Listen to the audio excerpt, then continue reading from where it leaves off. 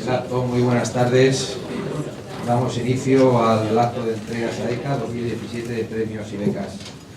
A la investigación realizada por las comisiones de estudio, principal exponente de la labor llevada a cabo por AECA, se añade un importante conjunto de actividades cuyo fin es el desarrollo teórico y práctico de la contabilidad y la administración de empresas, así como del sector público y de organizaciones de la economía social como las cooperativas y las entidades sin fines de lucro. Un claro ejemplo de estas actividades en los ámbitos de la divulgación del conocimiento, la puesta en valor de las buenas prácticas, el impulso de la investigación y la formación de las nuevas promociones de profesionales son las tres convocatorias que hoy nos reúnen. Premio AECA de artículos sobre contabilidad y administración de empresas, 23ª edición.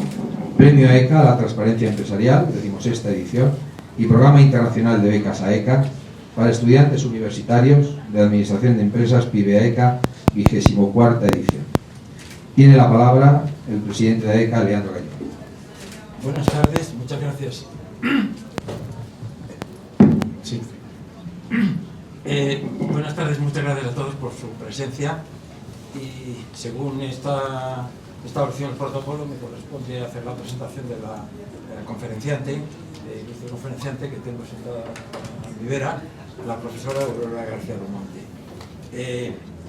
Bueno, la profesora García Domonte es profesora de ICADE, que es la Facultad de Ciencias Económicas y Empresariales de la Universidad Pontificia de Comillas, donde además ejerce como jefe de estudios de la doble licenciatura en Relaciones Internacionales.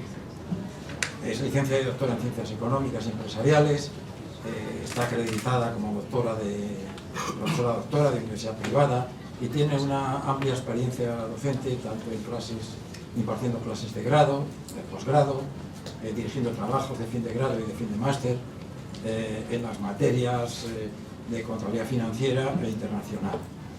Me consta sus publicaciones sobre temas relevantes y de actualidad, como por ejemplo son las preferentes, conocidas suficientemente por los problemas que han dado lugar las mismas, moneda extranjera, reconocimiento de ingresos, presupuestos, etc. Aparte de esta trayectoria académica ya de largos años, pues también en el ámbito profesional se desempeñó en el área de auditoría en una de las Big Four y también como controller de un importante grupo de comunicación. Debo decir que la relación entre AECA y la Universidad Pontificia de Comillas, en particular con ICADE, es estrecha y extendida a lo largo del tiempo.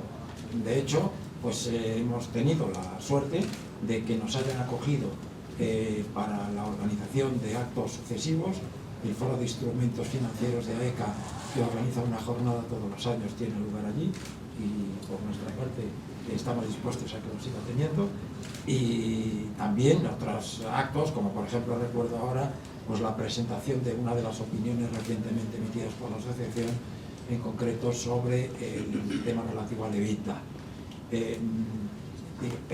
Recientemente pues AECA expresó un reconocimiento a ICADE, nombrándole como socio estratégico, precisamente como fruto de esta relación que pretendemos continúe e inclusive se incremente a largo plazo. Pues sin más por mi parte, profesora Aurora, tienes la palabra. Muchísimas gracias, Leandro. Yo creo que se me oye, pero bueno, vamos a intentar ser educados y usar el micrófono. Lo primero es lo primero. Quiero dar las gracias a Leandro, las gracias a ECA por permitirme estar hoy aquí. Estoy en nombre de mi universidad, de mi facultad, destacando el cariño que nos une y la relación que cada año, tiempo a tiempo, vamos fomentando entre las dos instituciones. Para mí estar aquí es una alegría estar con mis compañeros, pero también es una alegría estar con la gente joven, con vosotros, para esta entrega de premios, porque al final sois vosotros los que hacéis que nuestro trabajo realmente valga la pena. La universidad hoy en día tiene muchas partes, tiene muchas áreas donde estamos trabajando, pero veros a vosotros, veros pasar por nuestras aulas, formaros y ayudaros a prepararos para el mundo que está ahí fuera, pues es la razón de ser de la universidad y de los profesores. Enhorabuena a todos los que habéis participado en este premio y sin más preámbulo voy a dar paso a la conferencia, a la charleta que os voy a contar hoy. El título que le he puesto es la enseñanza de la contabilidad en la era del Business Analytics. Este no era el título que le había puesto al principio, pero cuando lo enseñé me dijeron, no puedes poner un título tan largo y tan horroroso. Y yo dije, vale, lo voy a poner de todas formas, porque como lo voy a dar yo, ¿qué voy a hablar? Voy a hacer simplemente un pequeño barrido muy corto, para no aburriros demasiado, con una pregunta, y es, ¿estamos realmente preparados en la Universidad Española para preparar a nuestros alumnos en el área de conocimiento de la contabilidad dentro de todo esto que estamos oyendo hablar del Big Data, de la transformación digital, del data mining, etcétera, etcétera, etcétera? Básicamente hay tres enfoques que me gustaría ver pues de pasar. Primero la Universidad Española, que es donde estamos. El segundo, la contabilidad, que es nuestra querida área de conocimiento. Yo llevo toda mi vida desde que terminé la carrera, hace un par de años, año arriba, año abajo, dedicada a esto de la gestión de la información económico-financiera, vamos, los contables de toda la vida. Y finalmente, ¿qué es esto del Big Data? Voy a intentar utilizar pocas palabras en inglés porque me apasiona el lenguaje que tenemos, que es el español. Pero es inevitable siempre las referencias a términos en inglés. La universidad. Desde hace unos años la Universidad Española nos metimos en un cambio de estrategia, en una redefinición, que tampoco voy a contar aquí demasiado. Yo creo que lo más importante es, tenemos que enfocar nuestro trabajo al alumno, tenemos que prepararle para ser un profesional que cuando salga de la universidad sea capaz de competir en igualdad o en mejor condición que el tío de la universidad de enfrente, que el tío de la comunidad autónoma de al lado y que todos el resto de profesionales del mundo que hoy vamos de un lado a otro sin parar. Luego el sistema se tiene que centrar en qué quiere el mundo profesional y qué tengo que hacer yo en la universidad para poder formar a esos chavales para el mundo profesional. Básicamente en tres aspectos. Primero, conocimientos. Mire usted, si quiere un graduado en ADE, como no sepa contabilidad, estadística, marketing o business, pues vamos mal. Luego los conocimientos tienen que seguir existiendo por mucho que digamos que sí. Tienen que aprender lo que están estudiando. Pero además tenemos que complementar esos conocimientos con las llamadas habilidades o skills. Y es ayudarle a que esos conocimientos sean capaces de completarlos con capacidades que les ayuden en su desempeño profesional. Si todo esto además somos capaces de multiplicarlo con una buena actitud, fantástico. La actitud, los chavales se la tienen que traer de casa. A mí siempre me gusta decirles, chicos, vosotros tenéis que venir duchaditos y vestiditos. Y la actitud la tenéis que traer de casa. Pero si nosotros también somos capaces de ayudaros en esa actitud a mejorar y a potenciar, el éxito está garantizado y tendremos profesionales que puedan aportar valor a la sociedad. La universidad parece que funciona. Vamos ahora con la contabilidad. Me encantaría dar una charla de la historia de la contabilidad, pero es evidente que ahora no puedo ni tengo tiempo. La contabilidad es tan antigua como la propia humanidad. He querido poner ahí simplemente una cita de la primera referencia que he encontrado sobre un contador, una profesión de contador. Esa es una cita del diario de Cristóbal Colón en uno de sus viajes a América, donde decía que la flotilla estaba, la plantilla, la gente que iba en el barco estaba formada por 40 personas, que eran los marineros, el cirujano, pobrecito él, y el real contador de cuentas, que era la persona que mandaba el rey para llevar un registro fiel, una imagen muy fiel de todo lo que iban a ser capaces de acumular y de ganar en el viaje. En aquel entonces la riqueza se medía por oro, anda igual que ahora, y por especies. Ahora parece que las especies no es lo más importante, por lo menos no para el mundo occidental. La contabilidad empezó siendo simplemente un arte, una ciencia, una técnica, lo que queráis, que se encargaba de rendir cuentas de cómo lo hacían los administradores y rendir cuentas de cómo iba el negocio. Ha evolucionado, pero ha evolucionado en la misma línea. Ha evolucionado en el sentido de que ahora rendimos cuentas, damos información a un grupo de usuarios que llamamos stakeholders para darle un poco más de amplitud, pero sobre todo, seguimos informando sobre la realidad. El problema es que la realidad antes cambiaba a pasos muy despacios y ahora la realidad cambia a cada momento, a cada segundo, en cada minuto y se hace más y más y más compleja. Con lo cual los pobres contables no tenemos más remedio que asumir la complejidad de la realidad y ser capaz de informar de ella, del pasado, presento la información ahora y me va a ayudar a tomar decisiones para el futuro, asumiendo esa complejidad que es inevitable en la vida que nos ha tocado vivir, al menos en este momento. ¿Y qué tenemos en la contabilidad? Tenemos la técnica contable, que es la partida doble, mi libro diario, mi mayor, vuelco todo, los asientos, mis estados financieros que pueden ser unos u otros según la norma en cada momento. pero la técnica contable es lo que mantenemos más o menos igual. Hemos evolucionado en la norma, evidentemente, la norma ha cambiado. Reconozco, yo estudié el plan del 73, no soy capaz de recordar nada, pero lo estudié. Antes de acabar, sacaron el plan del 90. Y ahora tenemos el plan 2007, la ley de auditoría, la consolidación, la ley de sociedades de capital, en definitiva, toda la normativa que lo que intenta es que la contabilidad sepa reflejar la realidad con la complejidad de ella. Y luego ya tenemos lo que sería el centro de nuestra ponencia de hoy, que es la tecnología. ¿Para qué usamos la tecnología? Para aplicar la técnica de forma más fácil y sobre todo para aplicar la norma y a partir de ahí tomar todas las decisiones que tengamos que hacer. Y es ahí donde damos el salto a los datos masivos o el Big Data. Las primeras referencias que se empezaron a oír acerca de esta transformación digital, estamos hablando del año 2010, 2011, 12, es hace 7 años y parece que el Big Data haya formado parte de nuestra vida desde hace 40. El concepto del tiempo en este momento, el cambio es inmediato, constante, segundo a segundo. Las primeras referencias son los estudios de las potentes consultoras que empezaron a decirte, oye tío, aquí hay algo que se llama Big Data y ¿qué va a ser el factor estratégico? ¿Qué va a marcar la diferencia entre las empresas exitosas y las empresas que sean las de segundo lugar? Las empresas que vayan a rueda. Hay algo que tienes que aprender a gestionarlo e incorporarlo en todas tus decisiones. En el 2014 es hace un poco más de 2 años, se hace el primer estudio sobre cómo afecta el Big Data a la contabilidad. Se cogen profesionales contables, básicamente de Inglaterra y de Gales, y dicen, chicos, ¿estáis empezando a aplicar Big Data? Sí, dudo mucho que supiéramos ni siquiera qué era, pero sonaba a información mucha y muy diversa. Y empiezan a decir que ya nos afecta en diversos aspectos de la contabilidad.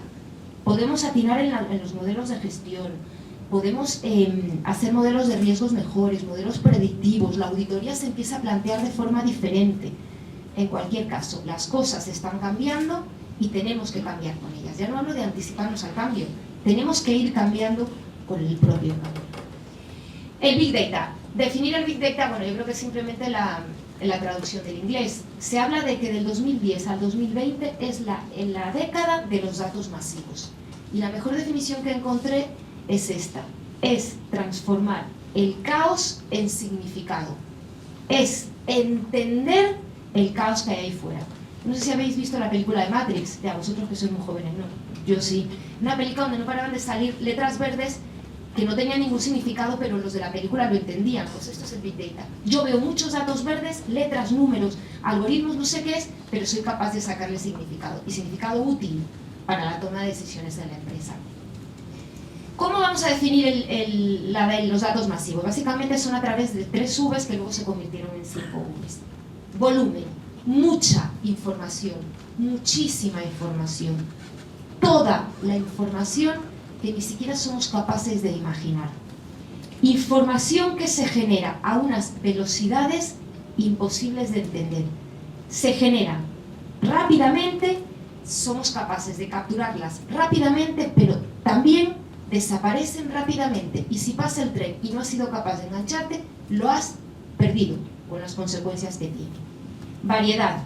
Se dicen que el 15% de la información que se genera es información que eres capaz de etiquetarla, ponerla en una hoja de cálculo, referenciarla, mandarla a los lugares. El 15%, el 85% de la información es información no estructurada, informal, de blogs, de plataformas móviles, de redes sociales, un comentario por aquí, una encuesta por allí. Información que la captas y tienes que empezar, al verla, saber qué vas a hacer con ella porque ni siquiera sabes dónde catalogarla. Y luego tenemos que es veraz, tienen que ser datos confiables, seguros, limpios, y además que la relación entre lo que me cuesta generarla, captarla y tratarla frente a la rentabilidad que le voy a sacar, que me compense. En el área de contabilidad, lo que más nos puede interesar, aparte de que son datos voluminosos, variados, muy rápidos, es que sean veraces y que nos compensen. Porque desde luego si el rendimiento es menor que el coste, quédese usted con su información. Entonces, ¿qué nos obliga a esto? Nos obliga ya no solamente a conocimientos técnicos, sino además nos obliga al desarrollo de unas habilidades que básicamente pasan por ser capaces de trabajar con estos datos masivos. Los contables no somos ni ingenieros ni informáticos. y tampoco queremos serlos. Luego a mí no me pida usted que sea capaz de generar software para trabajar con esto, pero lo que sí tengo que hacer yo como contable y enseñar a mis alumnos es a estar preparados a enfrentarse a esto, que es lo que van a encontrar en las empresas una vez que salgan de la universidad. Tan importante se ha convertido que ya las empresas grandes, que son las que están desarrollando todo este mundo de la información, ya parten el Big Data y crean subgrupos, subáreas de conocimiento, de desarrollo, la minería de datos, la seguridad de la data, cómo transformarla, cómo compartirla, cómo guardarla. Todo con la información, para que nos hagamos una idea de la cantidad de información que estamos manejando. En definitiva, da igual el área en el que te encuentres, la profesión en la que te encuentres, da igual si eres costurera o si eres jardinero, evidentemente en menor medida, tendremos que trabajar con esta información. ¿Y qué pasa con los contables? Que al final son los que me interesan porque es a los que nos estamos refiriendo y es a lo que nos dedicamos la mayoría de los que estamos aquí. El gran cambio que ha habido en la contabilidad es que tenemos toda la información, no trozos, toda, y además en tiempo real.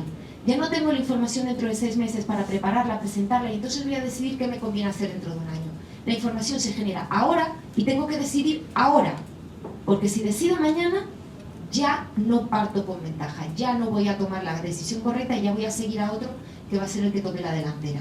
Luego nosotros tenemos que asumir esta forma de funcionar. La primera referencia que se sacó a la profesión de contable, de gestión, de gestor de información económico-financiera, fue la Asociación de Contables Americanos, que en el año 2013 situaron a los contables como un punto de intersección entre los profesionales de la tecnología, que no somos nosotros, los científicos de la data, de la información, que no somos nosotros, los financieros económicos contables, que somos nosotros, y los gestores del negocio. Ahí tenemos que estar. Luego, si ahí es donde tenemos que estar, en la universidad no nos queda más tutía que formar a los chicos para ser capaces de estar ahí. Yo esta frase llevo oyéndola desde que estoy en la universidad, hace un par de años.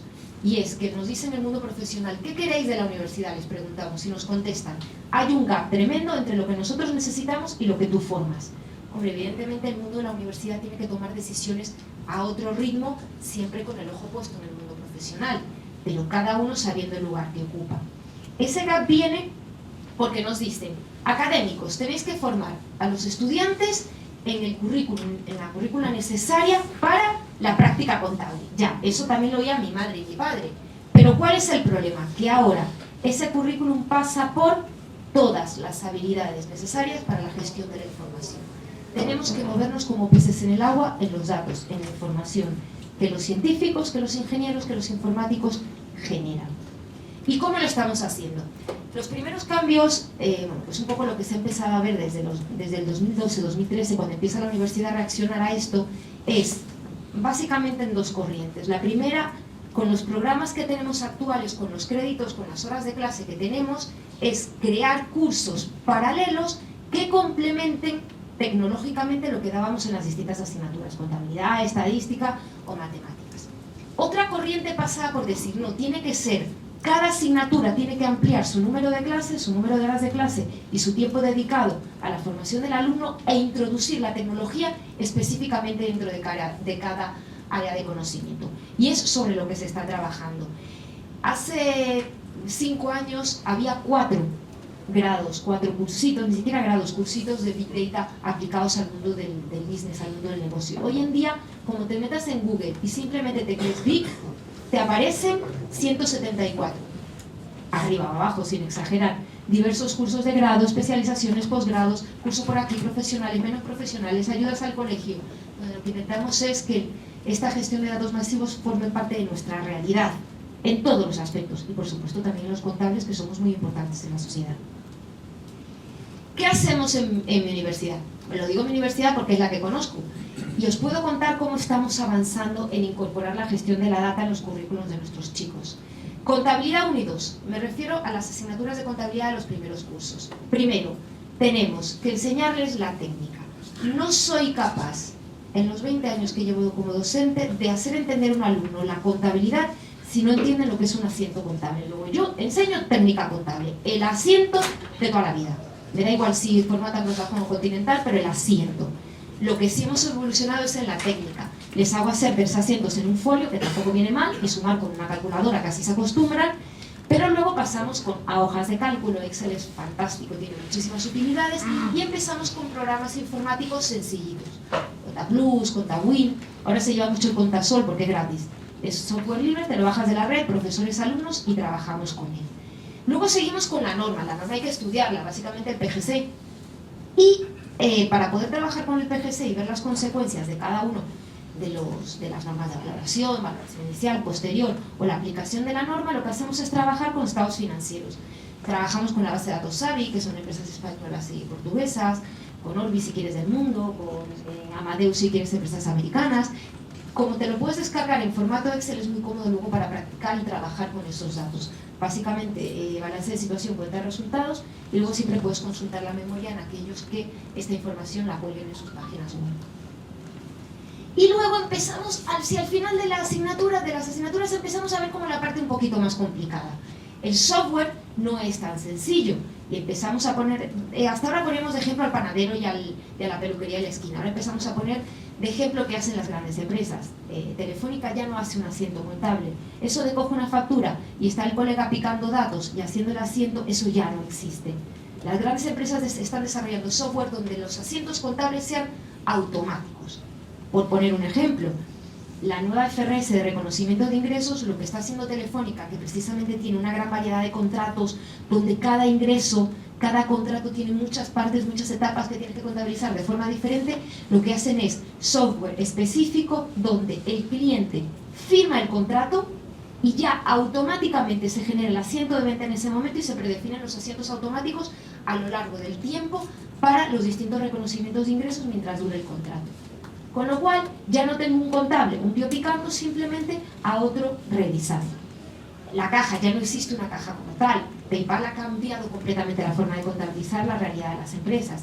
Las existencias como tal tampoco existen. En un almacén, Amazon nos ha roto completamente el concepto que teníamos de distribución y de logística. Y eso empezamos a contarlo aquí en la medida de lo posible y de la edad de nuestros chicos, que estamos hablando de 19 años.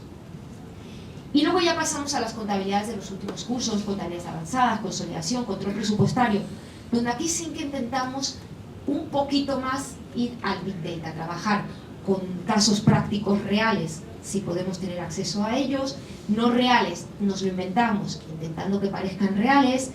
Empezamos a generar información de fuentes no formales, datos no estructurados, para que vean que no se van a encontrar con la empresa ha vendido mercaderías y las cobra al contado. Tú haces clientes a ventas e IVA si me lo piden. No, ahora es completamente diferente, la información no te va a llegar así. No es factura, asiento.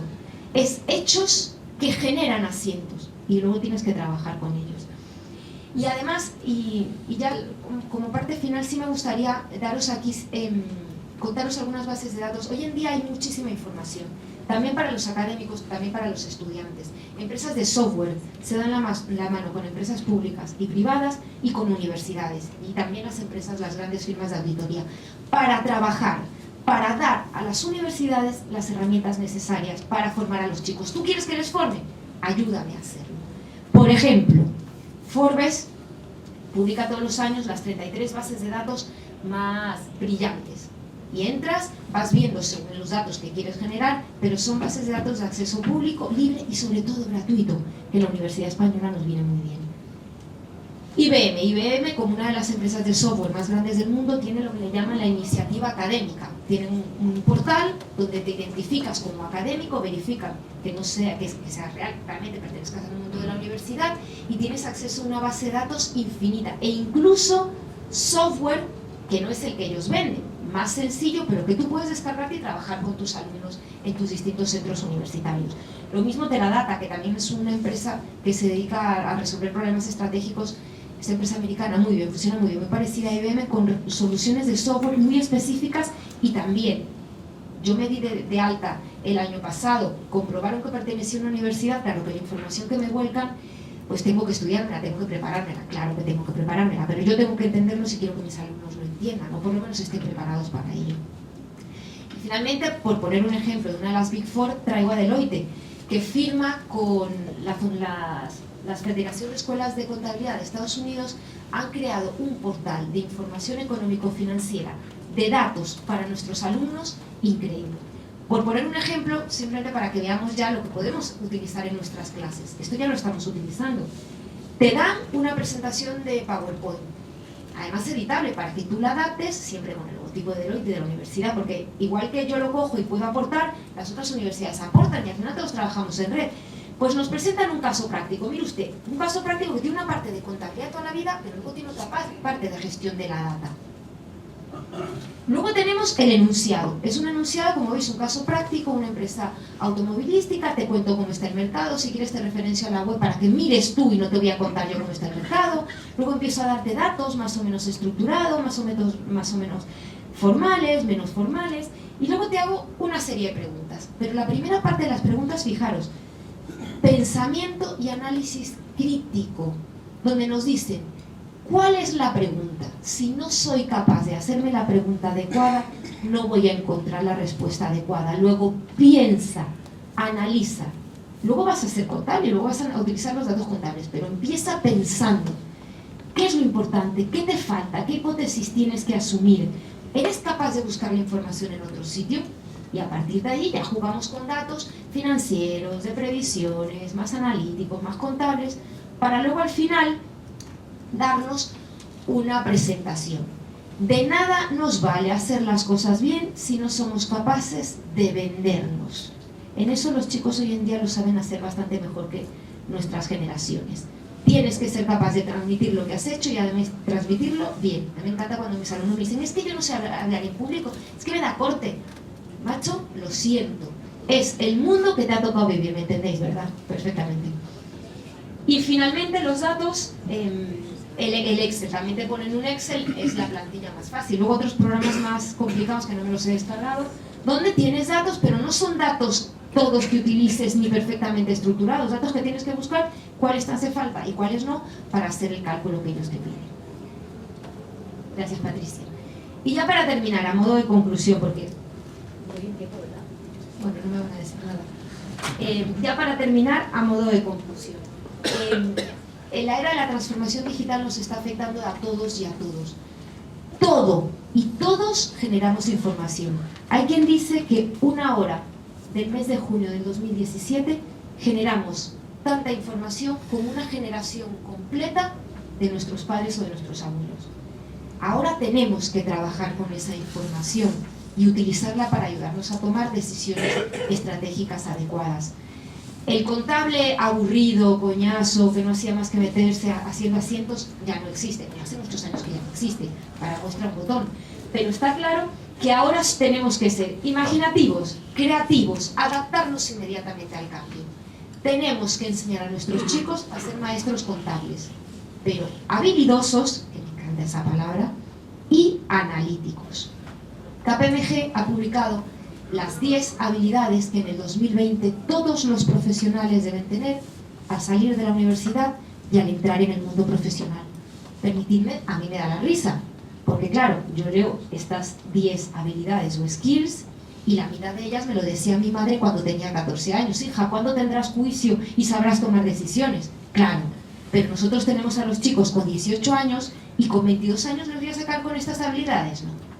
Les prepararemos, les contaremos, intentaremos formarles, intentaremos practicar en esas habilidades, que no puede ser más que tu propia madurez y tu propio desempeño profesional a lo largo de los 65 años que os va a tocar estar trabajando para poder pagar nuestras pensiones, que tengáis que desarrollar, perdón, no he podido evitarlo, para poder desarrollar esas habilidades. Queridos, es la época de la data, de la información, y tenemos que aprender a entender el Big Data. Como nos llevemos esa idea, yo me doy por satisfecha. Y ya simplemente el minuto final. Permitidme que simplemente os haga un asterisco en esta presentación. La inteligencia artificial. Yo toda la vida he entendido por inteligencia la capacidad de actuar, de razonar, de tomar decisiones que tiene el ser humano y que le diferencia de un perro o de una ardilla. Ahora me lo ponen al lado la palabra artificial, y yo artificial entiendo algo que no es humano. Entonces, inteligencia artificial, hay algo que a mí se me escapa. O es máquina o es ser humano. El ser humano, durante toda su vida, ha hecho y ha decidido y ha pensado. Luego enseñamos a las máquinas a hacer, tía, haz tú y yo pienso, que para eso soy el ser humano. Ahora les estamos enseñando a hacer, a pensar, a aprender de sus decisiones y a aprender de sus errores. ¿Dónde está la línea? Y esto creo que también nos forma parte a los académicos en la universidad. Hay una parte moral y ética que tenemos que enseñar en la universidad, que tenemos que contarle a nuestros alumnos que exista para que ellos sean capaces de saber cuál es su línea. O ponemos una línea, o yo realmente no sé dónde va a estar el final. Muchísimas gracias.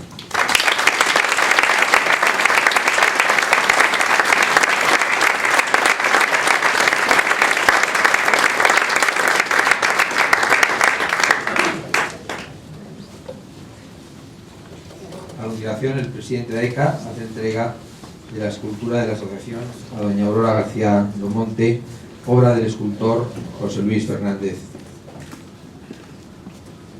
Gracias. Que soy yo, además. Gracias.